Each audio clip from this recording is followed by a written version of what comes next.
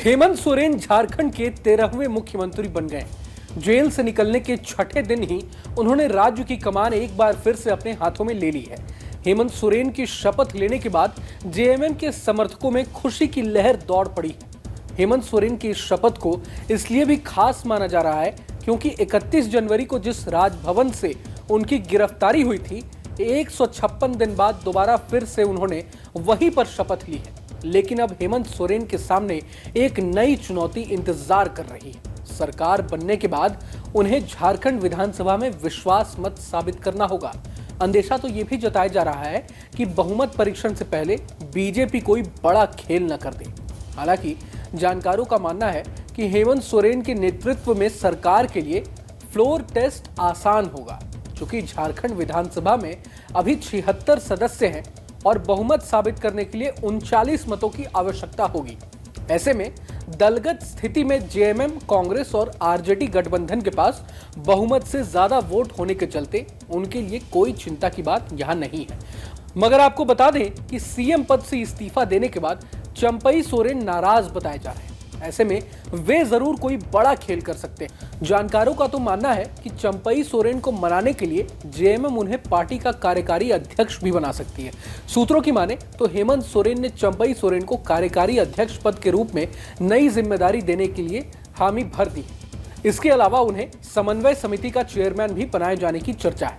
यहाँ बता दूं कि झारखंड के 4 विधायकों के सांसद बनने, विधायक सीता सोरेन के इस्तीफा और कल्पना सोरेन के विधायक बनने के बाद झारखंड विधानसभा का समीकरण भी बदल चुका है। झारखंड विधानसभा की 81 में से अब 5 क्षेत्र जामा, शिकारीपाड़ा, बाघमारा, हजारीबाग और मनोहरपुर सीट खाली हो गई है। अब दलीय स्थिति को देखें तो वर्तमान में विधानसभा में कल्पना सोरेन को शामिल कर जेएमएम के 27, बाबूलाल मरांडी को शामिल कर बीजेपी के 24, प्रदीप यादव को जोड़कर कांग्रेस के 17, आजूस के 3, आरजेडी के 1, सीपीआईएम के 1, एनसीपी के 1 और 2 निर्दलीय सदस्य हैं। अब कुछ ही महीनों के बाद झारखंड में विधानसभा के चुनाव होने वाले हैं। ऐसे में सवाल ये कि हेमंत के सीएम बनने से क्या समीकरण बदल जाएगा, साथ ही साथ आदिवासी वोटों पर कितना असर पड़ेगा, ये भी जान लेते हैं।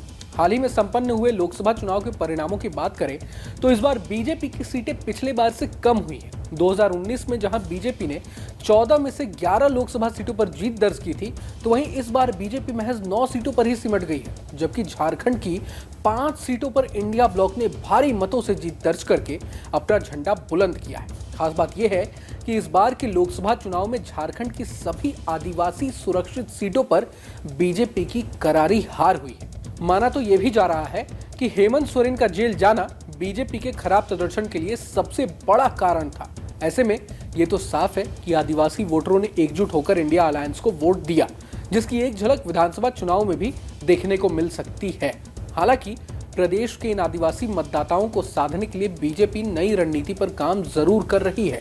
जानकारी के मुताबिक विधानसभा चुनाव में बीजेपी पूर्व केंद्रीय मंत्रियों और बड़े आदिवासी नेताओं को मैदान में उतारने जा रही है। इनमें वो नेता भी शामिल हैं जो लोकसभा का चुनाव हार गए हैं। बहरहाल अब झारखंड की राजनीति किस ओर करवट लेगी, ये तो वक्त ही बताएगा। लेकिन हेमंत सोरेन के फिर से सीएम बनने के बाद ये तो साफ है कि अब ये चुनावी लड़ाई और भी ज्यादा दिलचस्प होने वाली है। अगर आपको ये वीडियो अच्छा लगा तो कमेंट बॉक्स में जरूर बताएं। मैं हूं रोहन शर्मा और आप देख रहे थे न्यूज नेशन। नमस्कार।